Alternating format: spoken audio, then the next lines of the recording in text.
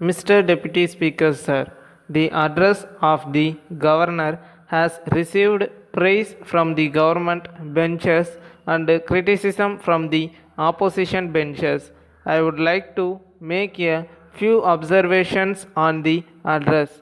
We expected that in the address there would be a mention of the policy and program of work which the government proposed to carry out during the ensuing year. I am sorry that the address is silent on the matter. However, there is one thing which is interesting, and that is the desire on the part of the ministers to get useful suggestions from honorable members of this house. I find that since yesterday members have been making useful suggestions, but I do not know if the honorable ministers concerned are present here to take note of the suggestions. Perhaps, with the exception of a few like the Minister for Local Administration and the Finance Minister. I know the Finance Minister is present for the purpose of taking notes so that he may be able to answer any criticisms that may be made against the government, but he may not be taking note of the suggestions made by the honorable members for implementation at a later stage. There are two words in the governor's address, namely welfare administration. Welfare administration means the existence of a welfare state. It is the desire of everyone that a democratic welfare state should be established. It means that there will be peace and plenty, that there will be no unemployment, that literacy will be eradicated, that the government will take care of the old and the infirm, and that the amenities which are now enjoyed by only a few rich people will be made available even to the common man. I think that this is the ideal for which we are now striving. The question now arises as to what steps the government have taken to establish a welfare state. Reference has been made in the address to the community projects and the National Extension Service. In this connection, I would submit that the result of these schemes depends largely on the capacity of the people to contribute to the works which are undertaken by the government. If we go into this matter, we will find that the capacity of the common man in this regard is nil. So, if we are asked whether the schemes have been a success with reference to the common man, we can only say no.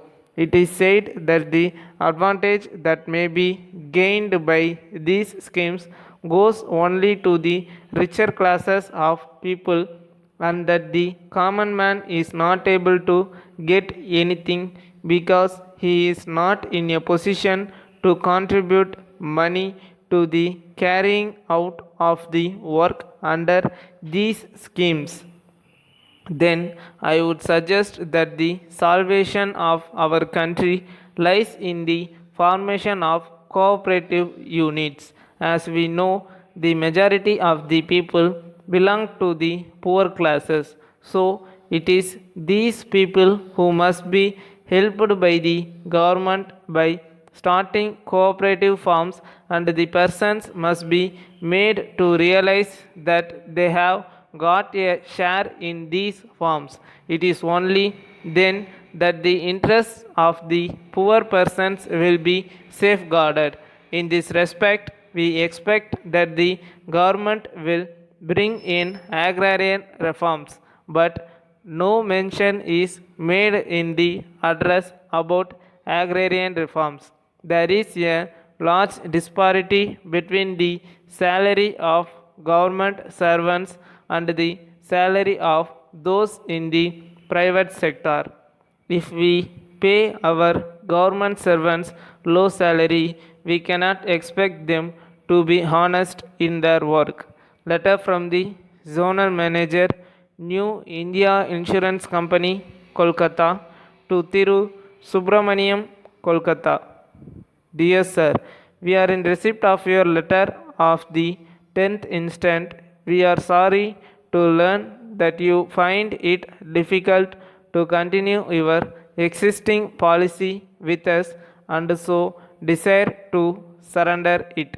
The surrender value of your policy at present comes to rupees 9,000 only, but we would like to point out that the surrender of a policy is not in the interest of a policy holder.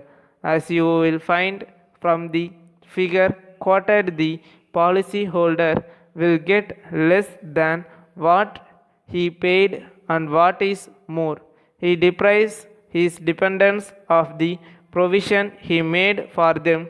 Of course, he may think of buying another policy when his difficulties are over, but apart from the increased rate of premium that it would involve, it cannot be known whether he will be then found medically fit. That is why we try to discourage it. We think that your difficulties are merely of a temporary nature. You are entitled to a loan of 80% of the surrender value. So, we suggest that you may keep the policy in force, taking advantage of a loan from the company. If you decide upon the course that we have suggested above, you may complete the enclosed loan application form and send it along with your policy to us. Yours faithfully. For more dictation videos, like, share and subscribe to our channel TN Short and Dictation. Thank you for watching.